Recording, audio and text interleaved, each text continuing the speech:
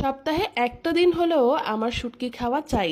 আজকে খুব ঝাল ঝাল করে লইট্টা শুটকি ভুনা করেছি। অনেক আপুরাই বলে লইট্টা শুটকিটা ভুনা করার পরে ভিতরে তেল মশলা ঢুকতে চায় না। আমি যে কাজটা করি সেটা হচ্ছে শুটকিগুলোকে প্রথমে আমি কাটা ছাড়িয়ে টুকরো করে কেটে নিয়ে গরম পানি দিয়ে 30 মিনিট ঢেকে রেখে দেই। এতে করে শুটকির গা থেকে পিছলা ভাব বের হয়ে যায় আর একদম নরম হয়ে যায়। এরপর পানি দিয়ে ভালো করে পরিষ্কার করে নেই। আজকে সরিষা আর সয়াবিন তেল দুইটা দিয়েই লটকে শুটকি ভুনা করেছি। গরম তেলে দিয়ে দিচ্ছি পেঁয়াজ কুচি আর বেশ কিছুটা রসুন কুচি। পেঁয়াজ রসুনটা একটু নরম হয়ে আসলে এ পর্যায়ে আমি ধুয়ে রাখা শুটকিগুলো দিয়ে দিচ্ছি।